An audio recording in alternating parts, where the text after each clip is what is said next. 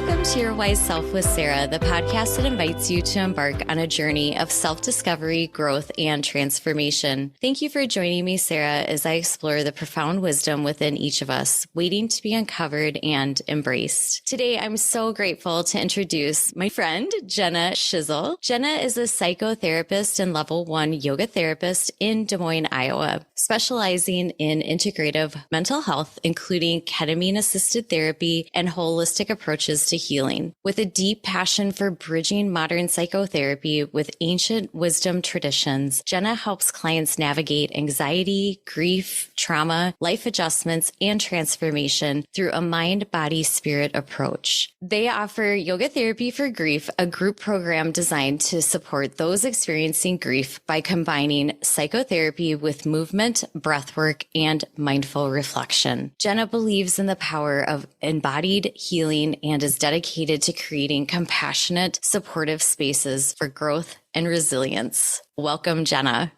Thank you. Thank you for having me. I'm so excited to be here. It's funny how lives intersect. We recently met at the ketamine-assisted psychotherapy training that was presented by Amber Kirby, who was also a previous guest on my show. I love how those connections can be all interwoven. I'm curious about your background and how that all came to be, from your yoga practice to going into yoga therapy and combining it with psychotherapy. I've practiced yoga in my own personal life on and off for decades. I went to yoga teacher training in Joshua Tree, which was a hugely profound, life-changing experience for me. And that was also during the height of COVID. And I had just moved from my hometown in Des Moines to Washington, and I'm very introverted anyway. So having moved and not really knowing anyone, and then COVID hits, and I went to this teacher training, profoundly life-changing experience, as I am also starting graduate school to become a psychotherapist and get my master's in that field. They were parallel journeys, as I knew in my own life, yoga to be so healing and grounding and a great supportive tool for my mental and emotional health. And then studying and going further in depth and researching psychology and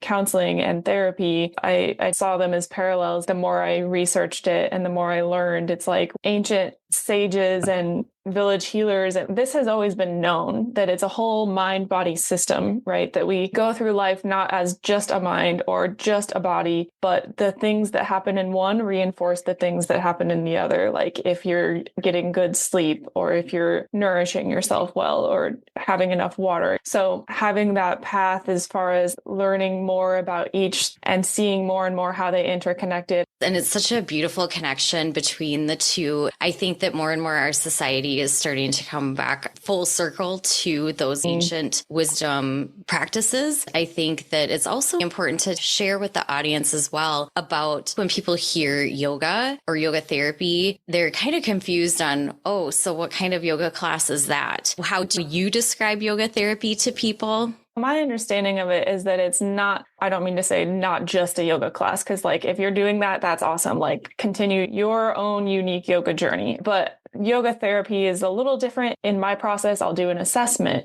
So I'll see what are your current symptoms or concerns or goals. And then I'll tailor the yoga, meaning like not just postures, but also breath work and meditation and visualization. All of the tools from the yoga toolbox, I will create a practice to meet you where you are and to help get you from where you currently are and what you're experiencing now to where you want to be or what you state that your goals are. So it's more of a tailored personal thing. Yeah, it sounds very specialized just to that particular person and what they're experiencing in their life. You said it really well. Then you also have the added benefit of your psychotherapy training. What actually led you to then become a therapist? I compared myself to my brother a lot because it seemed like he was always on this path of like, he knew exactly where he was going and how he was going to get there. And he checked the boxes as he went. And for myself, I was more meandering. I've always been drawn to psychology because in high school and in undergrad, it was just something that came easily to me. And I like learning about humans and human behavior, emotions, the way we make meaning of our experiences. I like to people watch and just observe. But when I finished my bachelor's degree, I was like, how am I going to make a living with a bachelor's in psychology? Which, don't get me wrong, it can be done. But I was like, I think maybe I need a little bit more training. So counseling just became like a natural next step. The work itself was really rewarding. You walk alongside people as they heal themselves. And it's just like, oh gosh, it's such an honor that you let me peek into this part of your journey with you. So that was really enforcing for me as far as feeling like I was in the right place. We so need the mental health services from people like yourself, and especially appreciate the fact that you have done the work of going into not only the education, but also having these additional aspects that you can integrate yoga therapy, that you can integrate the ketamine-assisted therapy. How do you see this all combining together? I know that as I'm experiencing helping people through psychotherapy and yoga therapy and ketamine therapy, it's always evolving. It's like a living practice, right? And also I think one of the key points here is that everyone is their own person and we're all individuals. And so I'm trying to meet the individual where they are and see what tools can best help them and not sort of prescribe them this one size fits all box. Mm-hmm. Yeah, that makes a ton of sense. So you went out to Joshua Tree, did your yoga teacher training. You also started school out there and then graduated and moved back to Iowa. Yeah, I got my master's degree in 2023. Ultimately, I decided to move back home and be closer to my family. So you came back to Iowa and you started your practice at Ananda Mental Wellness and Yoga, located right here in Des Moines, Iowa. And you're evolving through your practice, getting clients, utilizing the yoga therapy and soon ketamine-assisted therapy. Tell us a little bit about your grief group. I actually love working with grief. I think a lot of people hear that and they're like, isn't that sad? But grief is such a profound part of being human because we all love, and grief is just what happens. Love is just continuing on after loss, right? And so part of what makes life so beautiful is that life is so impermanent and we're all just existing here in this moment in time, this brief flash of consciousness. And grief reminds us of that impermanence. So while it's painful, it also deepens our capacity for connection and meaning. And so I wanted to create this group because while grief can feel very isolating, if we tend to it in community, that can be incredibly healing. So, for example, through my own experiences with loss, I've seen how essential being witnessed in my grief was. That's part of the reason why I created this group is it's not just as a space to process grief, but also a space where people can hold each other in their grief. And processing grief isn't just about talking about it. That's also very important, but it's really about feeling it and meeting it on a level where it's happening. The body, mind, the whole system, moving through the grief, being witnessed by others who maybe can understand a little bit more than your average person on the street. It's a very vulnerable space to be in. And so meeting in connection with others who are willing and open to go into their experience with grief. So yoga therapy just is like a natural way to provide the processing that happens beyond words. And the group setting allows for people to experience the communal aspect and the group support. So helpful and so needed. And I think that it's really great that you're in person also, because I think that we've lost that connection piece. We're talking about as a community and as a society, we are supposedly like the most connected technology wise and the most disconnected in terms of being with people. We are not in communion anymore. We are not in community like that. Having that community, having that energy of being together in a grief group like that helps people be, like you said, be witnessed, be seen, feel like what they're experiencing is quote unquote normal or typical, although their grief is going to be very different from the next person's, but also understanding that they can all process that together. You mentioned using yoga therapy tools. So the role of breathwork, of meditation, of mindfulness in processing grief and emotional regulation. Can you share a little bit more about that? Grief, well, any emotion really is just energy flowing and arising and coming and going in the body. It moves through us in waves. And so the energy, if we don't have ways to meet it where it's happening, it can get stuck. There's a reason why the book, The Body Keeps the Score, is so popular. So movement, and especially yoga,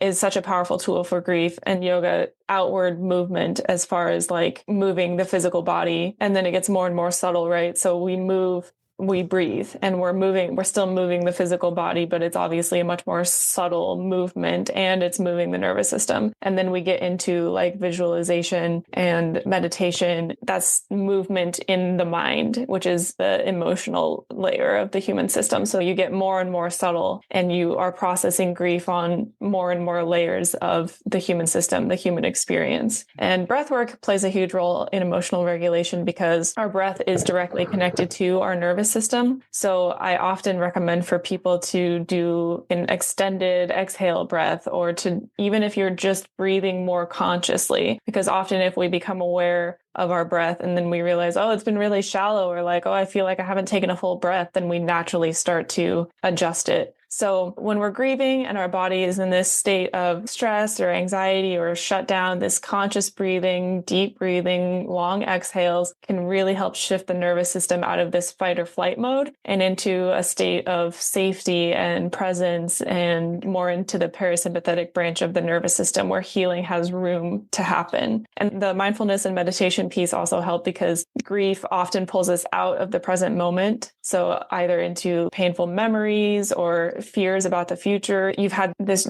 huge life change. And so now you had one idea of how your future was going to play out, and now that's not going to happen. And maybe we have fears about the future. So meditation teaches us how to be with what's happening right now without trying to push it away or get stuck or feel overwhelmed or try to change it in any way. It's really just about creating space for emotions to move through us rather than getting stuck. Yes. And that is all so incredibly helpful. It sounds like for processing individually, but also as a group. I loved the movement in the mind. As humans, we do have a tendency, a lot of times we're stuck up in our head a lot. So it's processing that outward through the breath, bringing in what we need to receive, letting go with that exhale, and grounding and centering into our bodies. And I think that it's something that's not necessarily natural for people. And so when I'm teaching a regular yoga class and I'm inviting people in the beginning of the class to ground and center, let's bring all that energy that we have. We're constantly dishing out this energy all day long, thinking. Let's bring that energy down with our breath, literally, and take those longer inhales. But what you also made a really good point about is taking a longer exhale. And so when people take a longer exhale, we're lowering, like what you're saying, lowering that fight or flight, that sympathetic nervous system, drawing in the parasympathetic nervous system, and really allowing that space. We need to expand so that we can expand our body, our lungs, our breath into to process and release. Do you have a favorite breath practice that you would mind either sharing with the audience or guiding us through for a few rounds of breath? Yeah, something that I like to encourage people to do is the long exhale. And if you're already starting in a place of where your breath is shallow, first just bringing awareness to the breath, because then it may naturally change to support your needs. And then I will often guide people to breathe in through the nose, exhale for a count of 1. Breathe in through the nose, down to the throat, exhale for a count of 2, 1. Breathe in through the nose, down through the throat, into the chest, and exhale for a count of 3, 2, 1. Inhale through the nose, through the throat, down to the chest, into the ribs, and exhale for a count of 4, 3, 2, 1. Inhale through the nose, through the throat, through the chest, through the ribs, down, down, down into the belly. And exhale for a count of 5, 4, 3, 2, 1. And then repeat that inhale pattern and see if you can make your exhale last for 6 seconds. And then repeat that inhale pattern and see if you can make your exhale last for 7 seconds. And just continuing on in this way, seeing how long you can make your exhale. I love that. I love the gradualness of it. I think that people could really benefit from learning that particular process of breathing. I think a lot of times, at least for me, I will oftentimes jump right into a box breathing or a 4-7-8 breath. And that really was helpful to gradually ease into that exhale, lengthening and lengthening. The other way that I've tried to look at breath, I think it's applicable here, is that if we're given so many breaths for our whole entire lifespan, would we want to go through those quickly?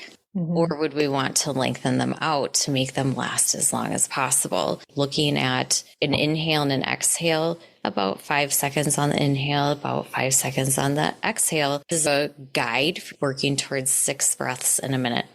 When somebody comes to you to participate in this grief group, as we already stated, the grief group is in person, but you practice therapy online as well. So people could work with you online if they are not necessarily in central Iowa. But somebody comes to you to participate in the grief group. How are the sessions structured? I have structured them in a very intentional way, a way that I think is pretty gentle. It's a combination of what you might consider your more typical support group, and then also some yoga therapy incorporated into that. So we'll start with the group sharing, which of course is always optional because sometimes you don't want to share that day, and it's okay to just listen or witness others in the way they're carrying their grief or the way they're healing from their grief, and that can be just as powerful. We start off with this group sharing, a chance to share your thoughts and experiences in this supportive, non-judgmental space. And then, depending on what I'm seeing in the room, like I mentioned earlier, how yoga therapy is more personalized. So similarly with this group, I'll probably have some ideas of how I could structure a yoga therapy session in order to meet if I'm seeing, for example, a lot of anger in the room that day or a lot of sadness or, because grief can show up in so many different ways. So I might have a general outline, but I will definitely be meeting people where they are and what I'm seeing alive in the room that day. So after the group sharing, we'll move into the grounding and breath work, which will begin with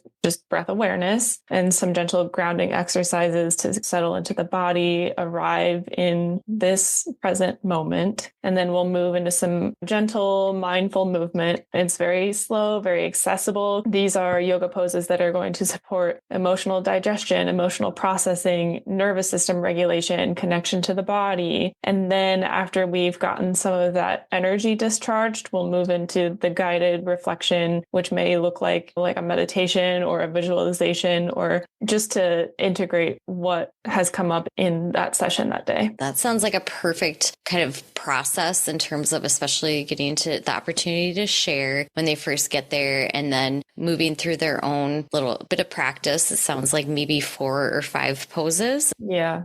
Yeah, nothing too intense, nothing too long. So how can people sign up for this group?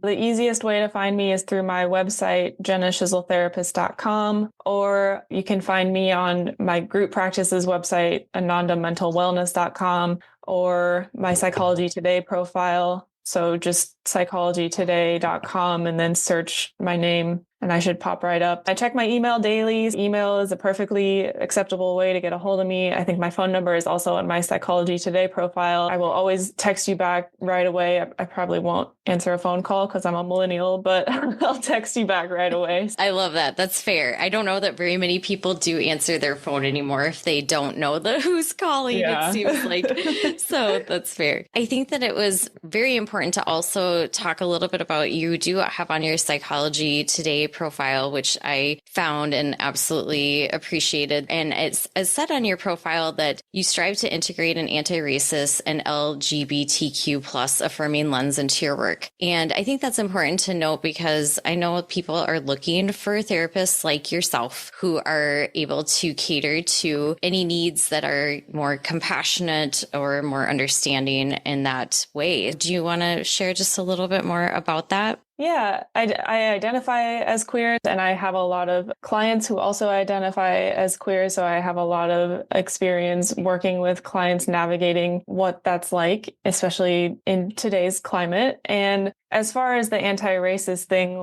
as a person with white skin and a person with a lot of privilege, I do think that it is my responsibility to help shift the culture, as far as I have to be willing to look at myself and how I have behaved in racist ways and how I have contributed to the system of racism, and then also help guide people along the path of helping them gently look at themselves and look at the system, because I want it to be a fair, beautiful, equitable world for everyone. And so anything that I can do to help make that happen, I want to do. Yeah. Beautiful perspective in terms of, like you said, you are very open about saying, hey, I have white skin and I feel that I do have some privilege and I have acted maybe in ways, and we all can relate to that. And I think that, again, you are providing such a safe space for people, whether it be from race to LGBTQ plus, to what they're experiencing and their identity, to grief. And you're just continuing to, it sounds like, evolve and grow your practice by bringing in the ketamine-assisted therapy as well, which is going to be amazing. And I can't wait to bring you back on to share about that once you have fully integrated that into your practice. But I just really want to commend you. And this is why I wanted to have you on Your Wise Self, because you're doing some really beautiful work to help people feel grounded and centered in their bodies and in their life experience. And that's really what we need. And we need more people in the mental health arena that are doing the work that you are doing. So thank you for that. Thank you. Yeah, you're welcome. I'm going to get all of your contact information put out on the show notes, but I have one more fun thing that I wanted to address with you, which was, I talked to you a little bit before we started. Fun fact about Jenna. Jenna was a table game dealer at one of our local casinos here in central Iowa. And I'm like, this is so cool. I mean, how often do you get to meet somebody that does this? And so I just was curious how you got started being a table game dealer. Yeah. So I was doing it while I was working on the weekends during undergrad, just to kind of help bring in a little extra cash. But I have always played blackjack. My dad used to teach it to me when I was a kid. And I remember my mom would get so annoyed with him. She was like, don't teach her how to gamble. And my dad was like, I'm just teaching them math. So it's always kind of been like a family game. And I've always associated really positive things with it. It's still something my dad and I enjoy doing together, going to the casino, just putting down $100, maybe, like, not on one hand, but I would deal on the weekends. And yeah, so I also think it's kind of funny, just as far as like, I've had a full life journey up to this point. Like, it's not like I was all like enlightenment and love and light and yoga. We all get there in our own way. Yes. And isn't that so true? It's really our experiences that really shape us and then bring us to interesting places like yoga therapy. And then the people that we meet along that path too. I've always felt so grateful for my yoga friends. And you can say that probably about your card dealing friends too. Like, that was a whole world that was probably very interesting. And you probably learned a lot about people in that process. Mm-hmm. I mean, dealing with the general public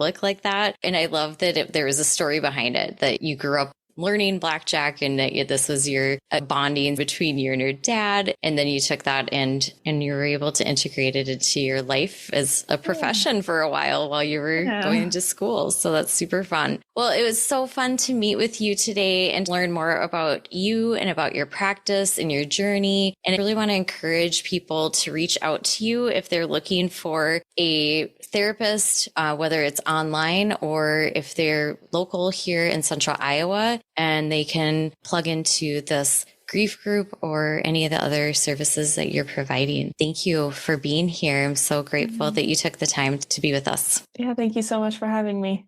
Thank you so much for joining us in this conversation on healing through movement. If today's episode resonated with you, or if you know someone who could benefit from Jenna's therapeutic yoga grief group or her therapy services in general, please share this episode with them. To learn more or sign up for the grief group at Ananda Mental Wellness and Yoga, check out the link in the show notes. And if you haven't already, be sure to subscribe to Your Wise Self with Sarah so you never miss an episode. I'd always love to hear your thoughts. Leave a review or connect with me on social media. Until next time, be kind to yourself and keep trusting your own wisdom.